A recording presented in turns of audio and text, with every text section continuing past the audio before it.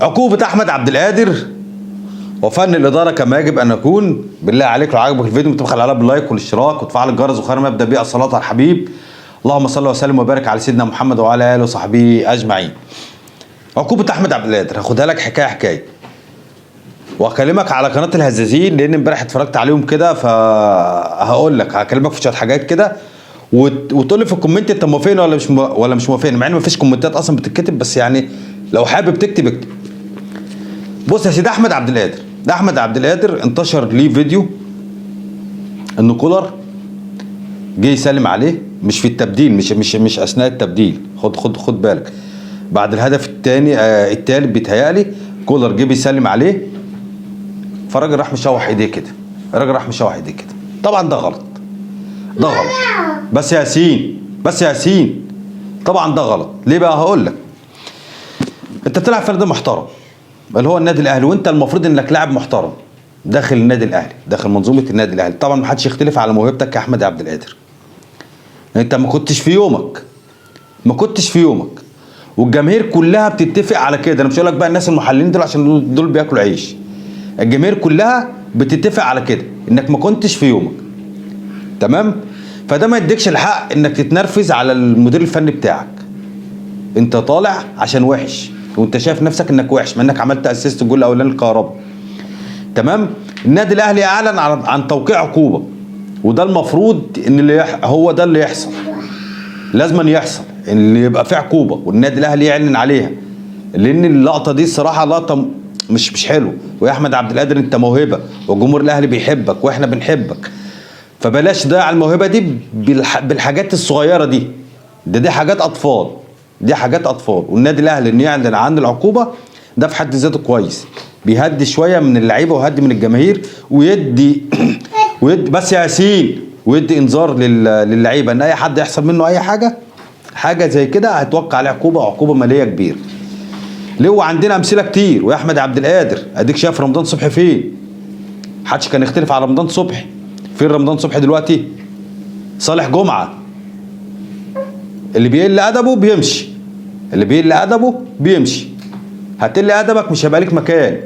الاهلي والزمالك في حته تانية بيبقى الضوء عليهم على طول. رمضان صبحي مشي من الاهلي محدش بيفتكره، لا في منتخب ولا في حتى تصريح ولا اي حاجه، محدش شايفه. امبارح بتفرج على قناه الهزازين، الضحك والفرفشه. عارف الناس المنافقين ده مش نفاق، ده ناس منافقين بطريقه يعني اعوذ بالله من غضب الله، اقسم بالله. ده لو في اله للنفاق ايام الفراعنه الناس دول كانوا يبقوا اول الناس بيعبدوا الاله ده. ناس منافقين بطريقه وحشه قوي. وايه النفاق ده؟ يا عم انت بتحب رئيس نادي، اكيد رئيس النادي ده ليه سلبيات وليه ايجابيات، مش هيبقى ليه ايجابيات على طول، اصل هو مش ملاك، مش نبي، مش ملاك ومش نبي. لا، الناس منافقين بطريقه، انا بقول لك لو في اله للمنافقين ايام الفراعنه زمان الناس دول كانوا يبقى اول ناس يعبدوه، لان الناس منافقين بطريقه وحشه. هقول لك ليه. امبارح انا بتفرج بيقول لك ليه النادي الاهلي اتوافق له على 50,000 متفرج ونادي الزمالك ما توافقلوش. طب وحضرتك هو نادي الزمالك ده كان بيلعب مين؟ كان بيلعب المريخ السوداني. كان ماتش مهم؟ اكيد طبعا لا. فيا ريت اللي بيتكلم يفكر قبل ما يقول الكلام. ماتش تحصيل حاصل، كسبت خسرت اتغلبت، بص مفيش مش فارق، كده انت بره البطوله، واخد رجل بره البطوله. النادي الاهلي تعالى على الحته الثانيه، النادي الاهلي بيلعب مين؟ بيلعب الهلال السوداني، ماتش الصعود، فكان لازم يبقى بجمهور. ففي اهميه للمباريات. في مباراه ملهاش لازمه زيكم بالظبط كده، وفي مباراه لها لازمه زي النادي الاهلي. فهو ده، يا ريت اللي بيتكلم يفكر، لان الكلام ده طبعا بيعجب جمهور الزمالك فجاي على الهواه. فانا ايه اللي بيجي على جمهور نادي الزمالك وبيجي على الهواه ويخليه يحبني؟ هو الكلام ده، فانا هاجي على هواه. هقول لك يا سيدي الناس بتتكلم على الصفقات بتاعت الزمالك اللي حسسونا ان لازم الصفقات دي تتأيد، عشان الصفقات دي لو اتأيدت هنصعد افريقيا وهناخد القرن وهناخد. ايدوا الثلاث صفقات اللي هو ميسي وكريستيانو، واقول لك راموس بقى، يعني انت فاهم، لان كان في واحد دفاع ورا. يعني الدنيا حلوه متظبطه كمان. تمام. اتأيدوا يا اخويا الثلاثه. الزمالك لا خد بطوله ولا خد زفت ولا بيكسب ولا بيتأندل، وطلع من افريقيا وخامس الدوري وبيتغلب، والدنيا عادي والدنيا حلوه. وطالعين امبارح شله المنافقين والافاقين امبارح. انت فاهم ازاي؟ لا بالحاج ده في حته تانية. اللي هو جاب هاتريك ده ناصر منسي. ناصر منسي جاب هاتريك، ده من اول الاربعه اللي جاب هاتريك في الزمالك، مش عارف مين ومين ومين، وطارق يحيى. فطارق يحيى بيقول له انا ما جبتش هاتريك. بص عشان تعرف الناس بتتكلم والله الناس بتتكلم وخلاص. انا ما اعرفش، انت عارف بقى اللي يحزنك واللي يقهرك من جوه، الناس دي متعلمه، واللي يقهرك اكتر الناس دول صحفيين. ازاي هم بقى صحفيين كده؟ انت سبحان الله، انا ما اعرفش. يعني المعلومه انت مش عارف تجيبها، المفروض انت راجل صحفي، فالمعلومه انت بتجيبها، فانت مش عارف تجيبها. حتى لما بتيجي بتنافق غلط، بتنافق غلط.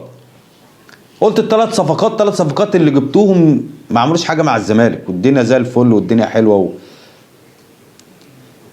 مرتضى منصور بتقولوا عليه كلام، يعني انا بقول لك لو في اله كنت كده. انت فاهم ازاي؟ انا اقول لك مرتضى منصور يا عم الحاج اللي هم بيتكلموا عليه، واحسن رئيس نادي، واحسن واحسن واحسن. وهقول لك مرتضى منصور هو اهم صفقه للنادي الاهلي. طول ما هو موجود في نادي الزمالك، اذا وصلت لحته ما تبخلش عليها باللايك، طول ما هو موجود في نادي الزمالك النادي الاهلي هياخد بطولات. هقول لك ليه. مرتضى منصور يا سيدي ايام كهربا، هقول لك على شويه تصريحات كده، على شويه تصريحات هقولهم لك، واقول لك الرد بتاعهم ايه، ماشي؟ وتوافقني او ما توافقنيش. اذا تعاقد الاهلي مع كهربا همضي فرقه الاهلي كلها تاني يوم. ده اول تصريح قاله مرتضى منصور رئيس نادي الزمالك بعد كهربا مضى مع النادي الاهلي. النادي الاهلي كهربا الاهلي تعاقد معاه وبيلعب والدنيا زي الفل، ولا شفنا مرتضى منصور تعاقد مع حد من النادي الاهلي غير شويه بنات من الطايره، ودلوقتي مسرحهم ما بيلعبوش. شويه بنات من الطايره ودلوقتي ما بيلعبوش. امال خد اي حاجه من الفريق الاول من النادي الاهلي؟ خد اي لاعب؟ ما خدش. برضه رئيس نادي الزمالك قال لك الزمالك كسب قضيه كهربا واللاعب هيتوقف، والاسد جاب حق الزمالك. ده مين اللي قال كده؟ كهربا بيلعب مع الاهلي دلوقتي، واول ماتش بعد العقوبه كان قدام نادي الزمالك وجاب جون في نادي الزمالك بتاع كهربا حطه صح او عقده صح زي ما انت عايز قول، مش هو اللي جاب الجون بعد الوقف ده على طول. وكهربا كان سبب من اسباب صعود النادي الاهلي لدور ربع النهائي في افريقيا. انا بفهمك النفاق راح فين، بكلمك وبفهمك النفاق راح في الناس دي عاملين رئيس نادي الزمالك يعني سبحان الله في حته تانية خالص. لا ده هو اللي بيهد استقرار نادي الزمالك. بيقول لك برضه رئيس نادي الزمالك بيقول لك ايه؟ يا جمهور الزمالك انت زعلان ليه؟ هو الخطيب فاز بالدوري ولا فاز بالكاس ولا فاز ببطوله افريقيا؟ هقول لك يا عم، هقول لك، بس اعمل لايك بس دلوقتي. لا الاهلي متصدر الدوري، الاهلي متصدر الدوري بفارق كبير، تمام كده؟ خد الكاس منك السوبر، تمام؟ وصل لربع النهائي في افريقيا، تمام؟ هيلعب يوم الاثنين الجاي هيلعب مع بيراميدز في نهائي الكاس. انت عايز ايه تاني؟ ربع النهائي الدوري بفارق كبير جدا عن اقرب منافسيه اللي هو بيراميدز او فيوتشر، تمام كده؟ خدت منك الكاس، وهلعب نهائي الكاس، هلعب نهائي الكاس يوم الاثنين الجاي امام بيراميدز، وجاي لك على بيراميدز على حته الجماهير دي. بيقول لك يا سيدي تاني رئيس نادي الزمالك بيقول لك ايه؟ ده جديد بن شرقي تاني يوم فوزي بالانتخابات، تمام كده؟ الراجل نجح في الانتخابات. بن شرقي مشي في نهايه الموسم وتعاقد مع الجزيره الاماراتي. بص انا بقول لك بقى ايه؟ بقول لك الاسد بتاعهم، الاسد بيعمل ايه عشان تعرف ان دول عالم افاقين ومنافقين بيعملوا ايه؟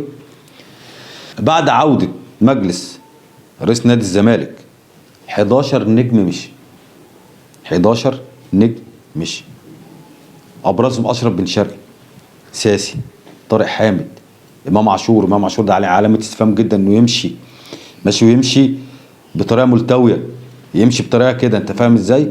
فعلى علامه استفهام كبيره جدا وبفلوس. يعني معلش السمساره هياخد فلوس والمحل هياخد فلوس والزمالك هيتبقى له شويه فلوس قليله. تمام كده. الخلاصه ان في عهد رئيس نادي الزمالك دوت الاسد اللي بيقولوا عليه ماشي المنافقين والافاقين دول، الزمالك ودع دوري ابطال افريقيا حصاله كالعاده، ودع كاس مصر، خسر السوبر المصري من النادي الاهلي، خسر كاس السوبر كاس لوسير امام الهلال السعودي، ودلوقتي المركز الخامس. هو ده فن الاداره والضحك على الجماهير. جماهير مين؟ جماهير نادي الزمالك.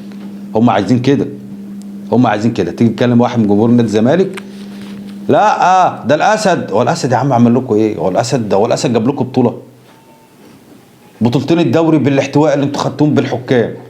من ساعه ما اتشال الاحتواء شكرا الدنيا وقفت على كده خلاص، ما بقاش فيه بطولات. ولولا الاحتواء اهو اقول لك حاجه كمان، بتاخد دوري هنا محلي، بتطلع في افريقيا بتعمل ايه؟ حصاله. تعالى على النقيض بقى الناحيه الثانيه، الاهلي عشان مش بالاحتواء ما بياخدش الدوري عشان خاطر الزمالك بياخده بالحكام. تعالى على الناحيه الثانيه بقى في افريقيا عشان ما فيش احتواء، الاهلي بيوصل على طول في السنوات المتتاليه لنهائي افريقيا. بالمناسبه بيراميدز كان طالب حكام اجانب لماتش النهائي امام النادي الاهلي. الاتحاد قال لك ان في 50,000 متفرج هيجي المباراه، 25 للاهلي و25 لبيراميدز. وفي حاله لو بيراميدز ما قدرش يشتري 25,000 تذكره، اوتوماتيكي كده على طول التذاكر هتروح لجماهير النادي الاهلي. يعني على طول اوتوماتيك كده التذاكر هتروح للنادي الاهلي. طبعا احنا عارفين يعني بيراميدز لو قدر يجمع 1000 بس ملوش جماهير. وايه بقى صفحات الهري مهريين، صفحات الهري. لا لازم كل زملكاوي وكل اسماعيلاوي ينزل يشتري التذاكر بتاع بيراميدز ومش عارف ايه. يا عم انت مالك يا عم انت ليك فيه يا عم؟ خليك في حالك وخليك في ناديك وناديك. انت نسيت يا نادي الشحاتين؟ خليك فيك انت. شوف الزمالك هيلاعب مين وشجعه عشان يكسب، مالكش دعوه بالاهلي. ولا الحمد لله بيكسب، الحمد لله رب العالمين الاهلي بيكسب والدنيا ماشيه زي الفل الحمد لله. خليك في حالك انت بقى. اذا عجبك الفيديو بالله عليك ما تبخل عليا باللايك والاشتراك وتفعل الجرس. والسلام عليكم ورحمه الله وبركاته.